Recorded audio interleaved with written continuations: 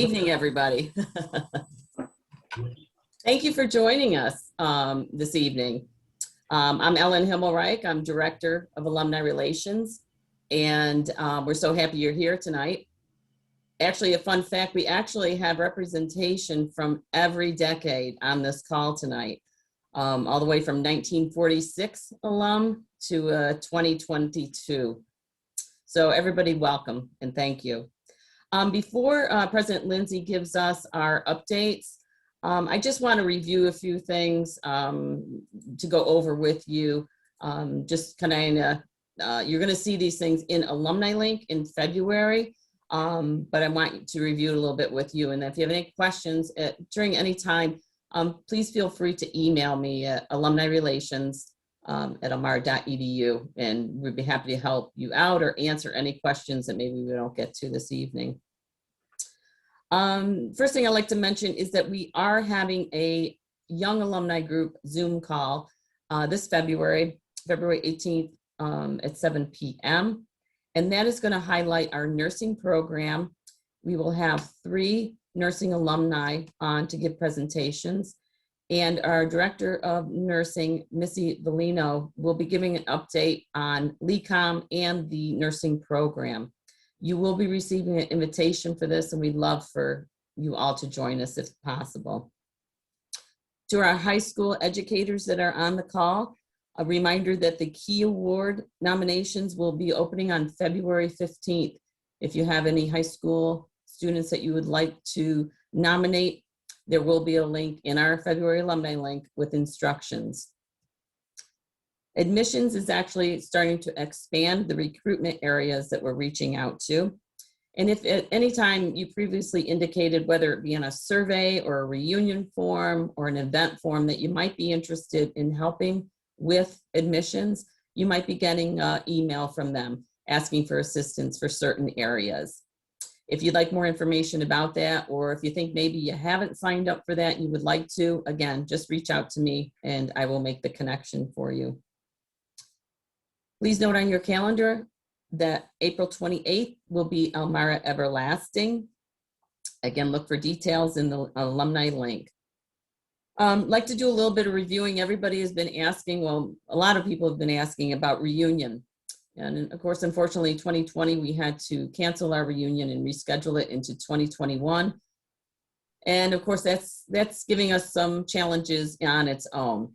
So what we did is we did send out a survey to our reunion classes asking what their preference would be, in person or virtual. And we're gathering all that information. And we should be making a decision within the next week or so. We will update everyone on that. Of course, everybody's preference, mine included, would be everybody to come back to campus, but we're going to have to look at the logistics of that and if that's going to be possible. And again, let me just tell you that if you have any questions about anything tonight, or you think of something after the call, again, feel free to just reach out to alumnirelations@elmira.edu, and we'd be happy to help you with anything that comes up. Let me make sure I covered everything. I think just a reminder that this session is being recorded, and just remember to keep yourselves on mute. So thank you so much. It is now my pleasure to ask Chuck Lindsay to give an update on the college, and we're going to follow that with some questions and answers, and those can be put into the chat, and we'll get to as many as we can. And if we don't get to your question, email it into us and we'll take care of it. So thank you so much, and President Lindsay. Well, good evening, everyone, and thanks for that introduction, Ellen. It's great to see everyone, so many people. I'm kind of disappointed that we can't spend the time in person, but this is still, I think, a lot of fun, and I have a lot of things to update you on. First, I'll mention that I noticed Ellen put out the invitation that there's a young alumni event, and she didn't specify what young means. So I think that means that all of you are invited. Isn't that right, Ellen? That's correct. Okay, all right. We just want to be clear about that. Students came back to Elmira College for winter term and started classes on January 19th. We have a total head count at the college of about 800 students. And let me tell you, it's been very exciting to have the students back. We had to go to virtual classes in early October. And so the campus has been awfully quiet since then. And not only that, but probably many of you know that Chemung County and the city of Elmira have been in an orange zone designated by Governor Cuomo, and an orange zone restricted all sorts of activities in terms of restaurants and food service and those kinds of things. And so we certainly had to abide by the same protocols. But it's delightful to have all the students back. And I also sense some excitement among the students to be back as well. Now, we have some safeguards in place. With undergraduates, they don't necessarily follow the rules. You may be amazed about that, but we have some very strict guidelines now that follow state, national, and county health protocols so that we can keep everyone safe. One of the things that's great is we now have sufficient test kits in order to do random testing of the student body to make sure that we quarantine the appropriate people. We actually had about 7,000 tests delivered to the campus a little over 2 weeks ago. And that will allow us not only to test students, but faculty, staff, and then test student athletes so that they can hopefully start participating in intercollegiate sports in about 2 weeks. So stay tuned for more on that. Happy to answer some questions about that if there are. But when you have students back on campus, it's about engaging them in a meaningful way, even though, well, I should say something first. For the first 2 weeks, we did virtual classes, and that was to help us transition to actually having in-person classes again for the first time since late September. And we were all ready to go this Monday, and as most of you know on this call, we were hit with a little bit of snow. So we had 2 days where Monday and Tuesday we were virtual. We actually did have our first day of in-person classes today. So that was great. And to all of you who are in warmer climates, I do not want to hear anything about the temperature. I was on the phone with somebody from Florida earlier today. They had to report to me that the temperature was extremely low, that it was only 64 degrees. So one of the ways that we are engaging students on a campus environment that needs to be handled a bit differently is through having virtual events. You're only allowed to have so many people gather in one area. And so we have our new Director of Student Life and Associate Dean, Carl Kerpel. Some of you may know him. He's a member of the class of '03, and he is sponsoring all sorts of engaging online events for students, and I've heard some very positive things about that. There was even a hypnotist online. I don't know how one can be hypnotized over the internet, but apparently it works. So one of the other things that I know some of you are participating in is our campaign for This Is Your Place, Elmira College. And alumni and students and staff are all participating by sharing stories about why Elmira College is their place, special to them. Is there a particular place on campus that they have a memory about that they'd like to share? And other things like that. And you probably know that there's been a number of things posted, a lot of pictures. A lot of them are on the Elmira College Facebook page. You can check that out if you haven't. And I also understand that there's going to be a contest at the end. We're going to pick some prizes at the end of every week. And then at the very end, there'll be grand prizes, one for an alum, one for a student, and one for a staff member. And I was also told that these prizes will be paid for by the president. So I'm sure they're going to be fantastic. So there was a question I saw, and so I'll kind of transition into admissions. Admissions is a very different thing these days. It's about getting a hold of students online. There's no travel. So all of our admissions counselors are visiting with students virtually and engaging them virtually. The name of the game is, what kind of online presence does an institution have? And I'm pleased to say that we're making some enhancements to our website so that it's more interactive, that there's some landing pages that are going to be more appealing to students. And that's very important because now the majority of information, the vast majority of information that students get about colleges and universities is online. That said, we are going to begin giving tours. And so there will be people visiting campus. Of course, we'll practice social distancing and safety as part of those experiences. The numbers for admissions, we're still a little early in the process, but I think an important thing to note is that we have 52 deposits from students as of this past Monday. That compares with 18 deposits that we had at the same time last year. So we're getting a lot more students who are willing to make a commitment. And so that's a positive sign for what the numbers will be this coming fall. The interesting thing is that we actually have fewer completed applications. Now, the admissions team is working on that, but that means that we're getting a higher yield from slightly fewer students.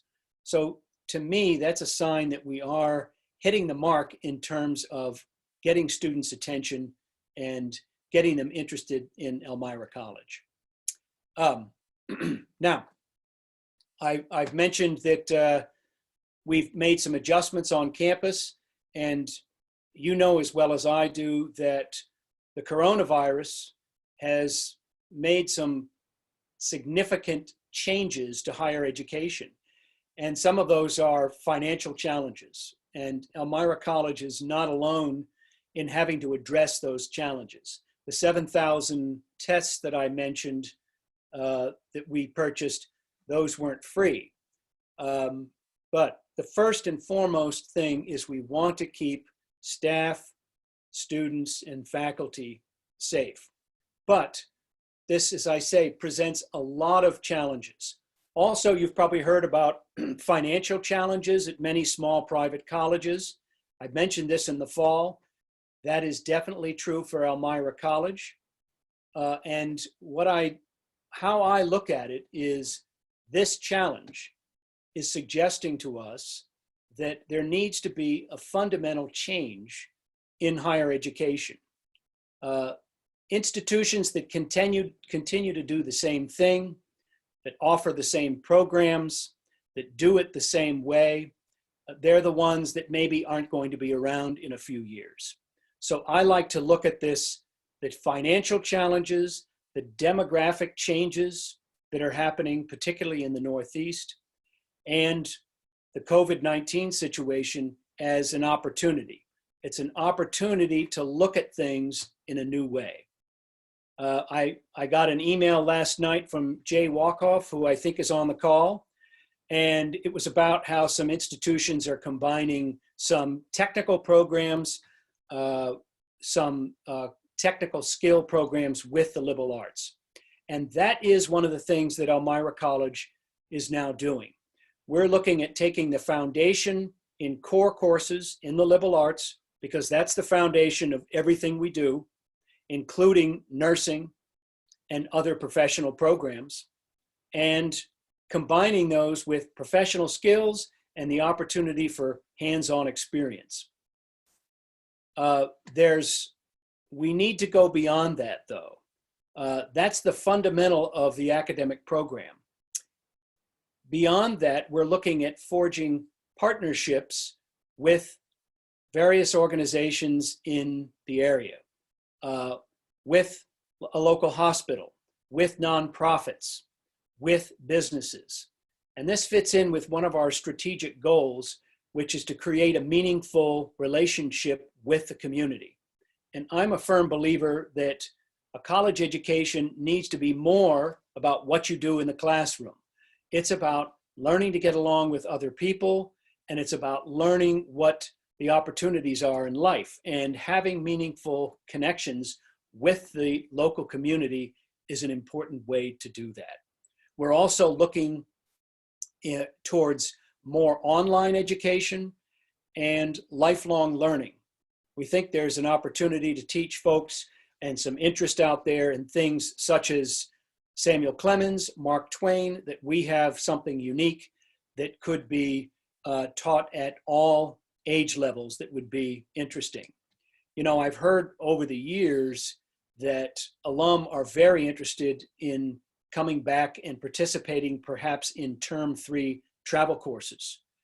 And we have not had travel courses this past year, obviously, but we're looking to restart that program. And one of the ideas is that we involve alumni and have the opportunity to take those classes, although they'll have to behave while they're traveling. So we are in the process of offering some new programs. You may have heard about some of these. We have an approved finance major that now also offers a CFA and a CFP certification. That's fantastic in terms of credentials for folks. And also a brand new 3+1 bachelor's master's degree program in finance.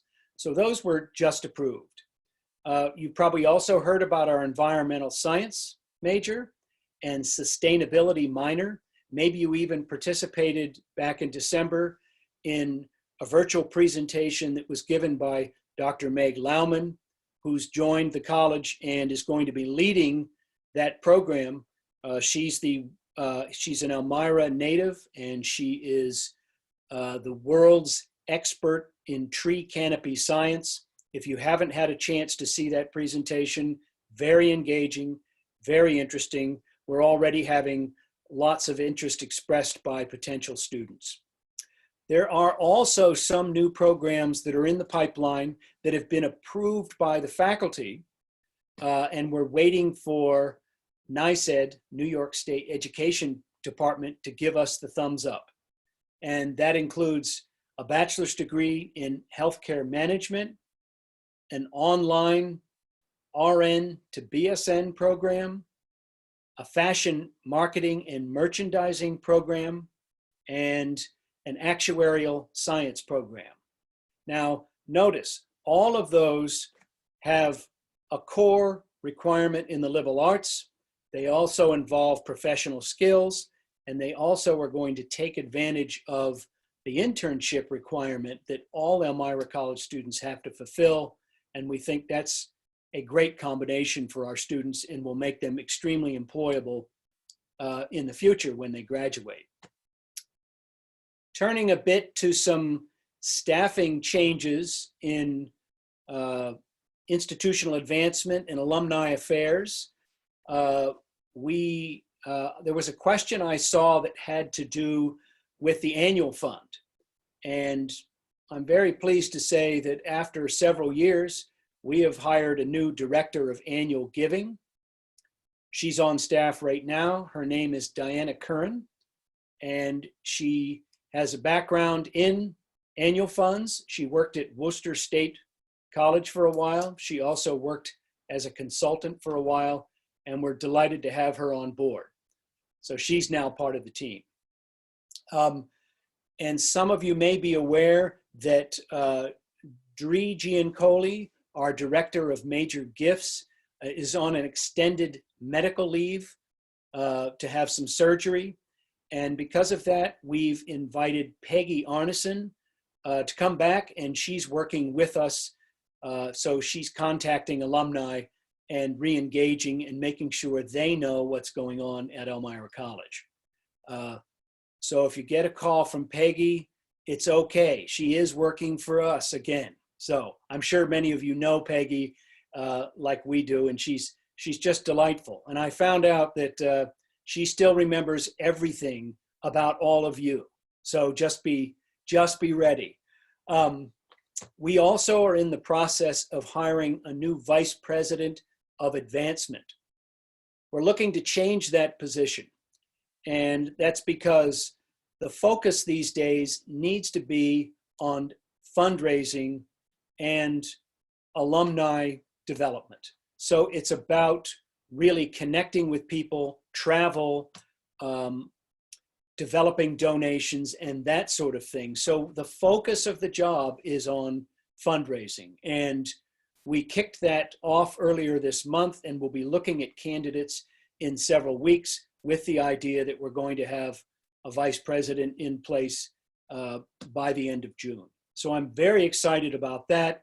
And I know the institutional advancement alumni affairs staff is as well. They've been having to put up meeting with me, and that can be a little bit unnerving, I'm sure. They're very polite, but it's time to have leadership in that area that really makes sense, somebody who knows what they're doing. So, and then I'll also mention, you saw at the beginning of this call, Jen Swain, who has been our Director of Communications and Marketing for several years. And she still works with institutional advancement, but now is a member of my cabinet, and her title has changed to Associate Vice President for Communications and Marketing. And that's because marketing and outreach is just that much more important to Elmira College. It's a vital piece of what we do, particularly in rolling out these new programs that I mentioned to you. We need to have a promotional campaign associated with them to make students and others aware that they exist. So, so Jen plays a role not only with alum, institutional advancement, and helping promotion there. She's working with admissions and with several vendors we have who are helping us with the marketing effort. So I'm glad to have her as part of the cabinet, even if she laments that fact. So, and maybe I'll stop there. I just covered a lot of waterfront. There are a number of things, other things I could go into. I know there were some questions. I tried to hit at least some of them, and maybe we'll stop there and see what people have to say. Okay, thank you so much for the update. And I invite everybody who would like to submit any questions or comments to Chuck in the chat, and we'll get to as many as we can. Again, if we don't get to your question, please email us and we'll contact you and try to answer anything that you do have. Just wanted to go over again, yes, even if it's considered or named a young alumni group, we're all in that group, all of us. This group has been very active since the lockdown and such, but we have activities that we open up to all alumni. So you will be getting invitations to that, and hopefully you'll be able to join us on the 18th for that. We're up to 51 participants. I took a quick scan of everybody across, and it's so great to see so many familiar faces. So thank you so much for joining us this evening. Also wanted to just mention that one of our alums that's on the call, Nicole Scalesta, class of 97, in the chat mentioned that one of the new students for the class of 2025 is her daughter. So welcome and congratulations, and that is awesome. So that's wonderful to hear, continuing the tradition and the legacy of Elmira College. Okay, so Chuck, just wanted to ask you a few more questions here. One of them being LECOM is always kind of on the back of our alums' minds, and how that is associated with the college and what directions that taking. Can you give us an update? Sure, be happy to. So LECOM, or Lake Erie College of Osteopathic Medicine, is in partnership with Elmira College. Their home campus is in Erie, Pennsylvania, and they recently constructed an 80,000 square foot building on our campus, and they welcomed their first osteopathic class this past fall, 130 students. And those students have access to our dining facilities, to our library, to our fitness center, other resources on campus. We also take responsibility for landscaping and some other things that LECOM needs help with.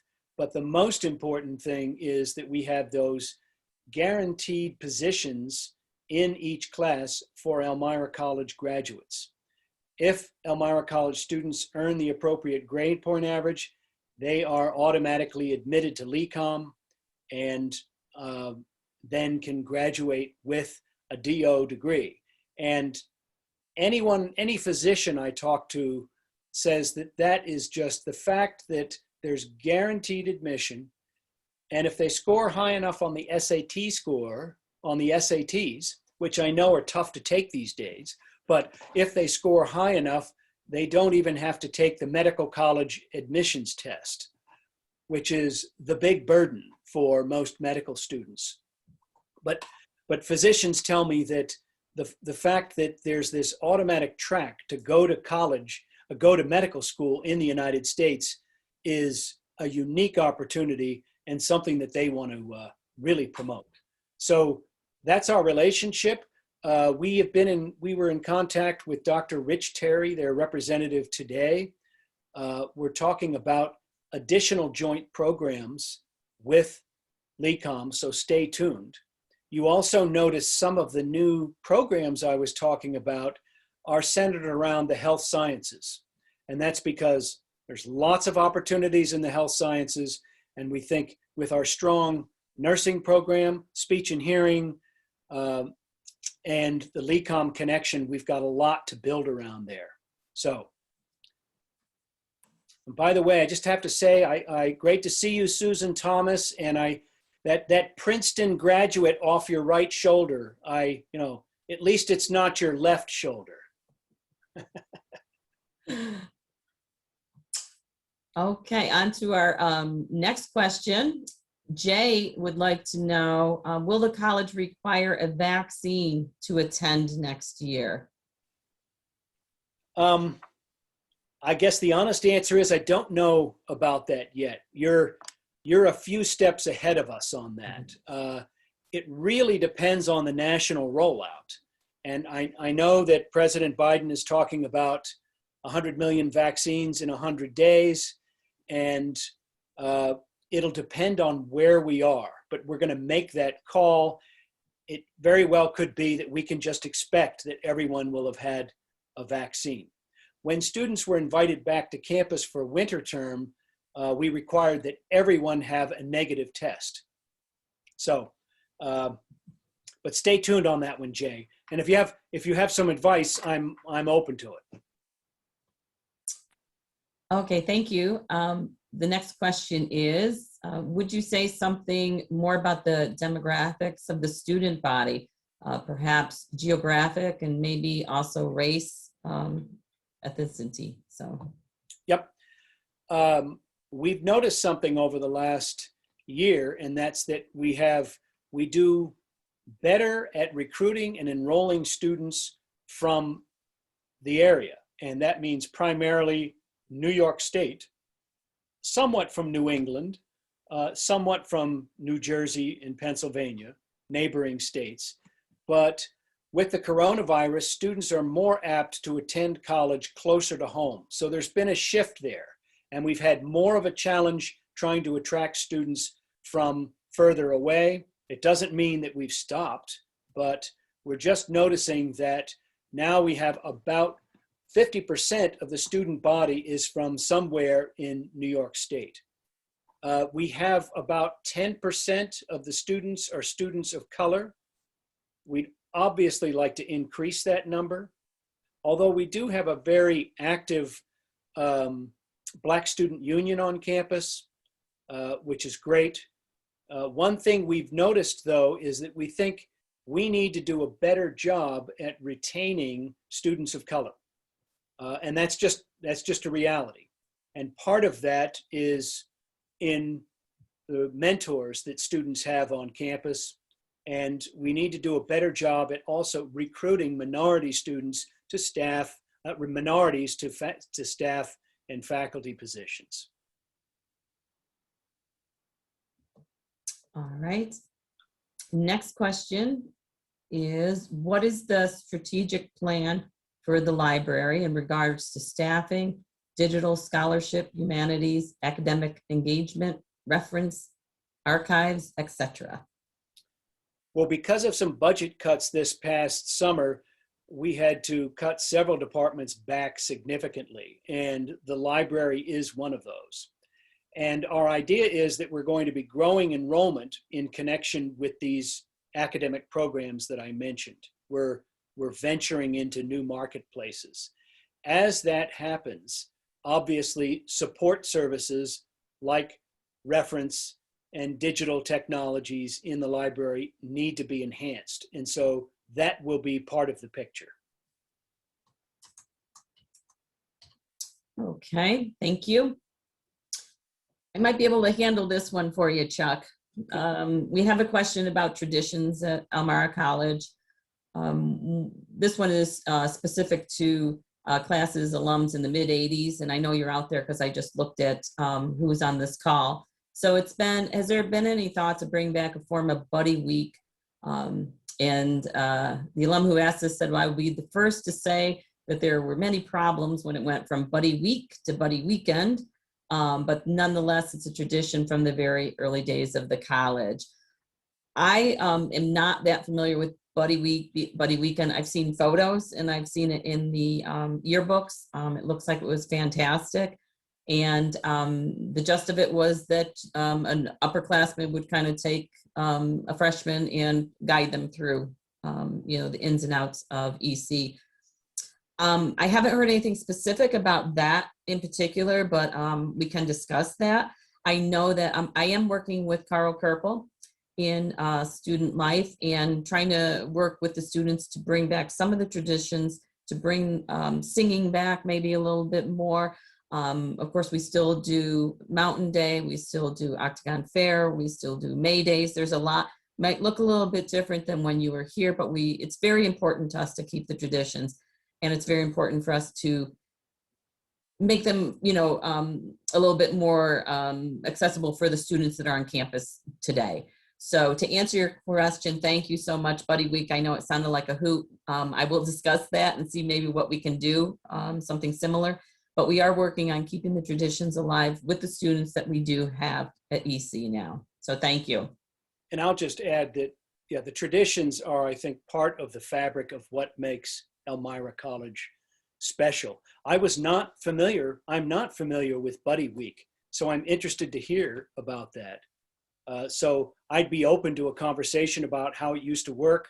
I gather maybe it got a little bit out of control, but I'll ask about that later offline. But it sounds like a great way for someone to be mentored by an upper class student and really feel welcomed. And it's individual connections like that we all know make the difference. By the way, with COVID-19, it has been a challenge doing things like Mountain Day, the singing associated with Mountain Day, certainly the holiday banquet and things like that just couldn't happen. And my concern is that we get back to those as soon as we possibly can so that the collective institutional memory isn't lost. And I think that's critical. One of the funnest things I get to do as president is go to reunions and see folks come back together. And the fact that they still know all the songs and that they bring back their jackets and they bring back their beanies is just, it tells me the school has a strong following, a warm following by alumni that I really have not seen anywhere else. So just next time we have reunion, do not ask me to sing. All right, that's a deal, I guess. Okay, what are the top priorities you would like alumni to support financially? Or is it best to give unrestricted annual fund at this point? Well, I think that Ellen knows the answer to this, but in terms of just alumni support in general, yeah, we've noticed a drop off because of the pandemic in unrestricted gifts. And we really depend on those to make things happen. And so, as I said, there's been some unusual expenses this year. And so I would say that just the unrestricted giving to the annual fund is the most important thing at this point. I know folks also want to give in other ways, and we're still open to if anyone wants to assist by identifying internships that students can have through career services. We're certainly open to that. And also, if just simply you want to help with admissions and talking up Elmira College, spreading the name around, that's always an important thing for alum to do, to talk in terms about why Elmira College is their place, why it mattered in their life. Okay. Here's a reunion question. It's probably one that both you and I might be able to answer. Give it to you first. Will reunion this year be a combination of the class years of 2020 and 2021? Well, so the answer, I think, is yes. And the question is, what form will we do that in? Now, Ellen and I have been brainstorming about things, and we recognize that if we can't have an in-person experience, and I recognize a lot of you may be uncomfortable in traveling to campus. It may be too soon in June, and to really stage something that's meaningful. And so we're talking about, can we put on a meaningful virtual event where there's interactive activities, there's addresses, there's lectures, all sorts of things. There's been some models from other schools that we've looked at, and that we think we can incorporate a lot of interesting things, including some of the traditions. Would you agree, Ellen? I would, and just quick, I think when we had to postpone 2020, we didn't say cancel, we postponed it. I was so excited because I thought we're going to bring 2 large groups back together to campus, and I just thought that would be an amazing experience. But with the challenges that we face, we're going to have to look at that hard and see what makes the most sense. So maybe we're going to have 3 years coming together physically at some point, but along the lines of doing a virtual, looking at what we can do, what we can engage our classes specifically with each other, and it might be a great opportunity to involve and engage our alumni in your classes that maybe never would have been able to come to reunion, but they'll come to a virtual reunion. So we're looking at ways that if that's the route that we do go, how are we going to make that special? And how are we going to make it feel like you are on campus in some capacity through a virtual experience? So I think the decision just has to be made. Like I said, we did send the survey out. We're going to look at those results, discuss what we think is the best option, and then go from there. But one way or the other, we'll try and make it the best experience that we can for all involved. So we have time for about 1 or 2 more questions, including this one. Are student music and theater productions performances still happening in some form during COVID? The theater productions certainly are. They have been done online. As a matter of fact, I think you can access some of them. But yes, the theater department has done a number of online experiences where the performance, not as a standard play, but some projects that the students have undertaken individually have been posted online. We could get you more information about those. And the Chiclets are still active, although they have not been able to perform. And I don't know, Ellen, if you're aware of anything that's happened online with them, but yes, the singing, they are still singing. Mm-hmm. What I missed was they usually do a holiday songs under the arch at Meyer Hall, and that didn't happen. So. Right. And I'm sure they're disappointed. I think they normally go down to Florida about this time too, and to Disney. And, you know, I'm afraid that's probably not gonna happen this year, unfortunately. Not going to happen. Yeah. Yes. But, well, I think that is about it, the time that we have this evening. So I want to thank, first of all, Chuck, for your time this evening and for your insight and answering your questions and giving me updates. And thank you all who have joined us. And again, if you have any questions or any other comments or want to follow up with us in any way, please just send an email to alumnirelations@amar.edu, and we'll assist you or send you in the right direction and help you out there. So I just want to thank you again. We look forward to seeing you at other events, upcoming events, virtual. We will keep you posted on any progress with our reunions. And want to thank you again for joining us, and everybody's just stay safe. Thank you. Thanks, everyone. Good night.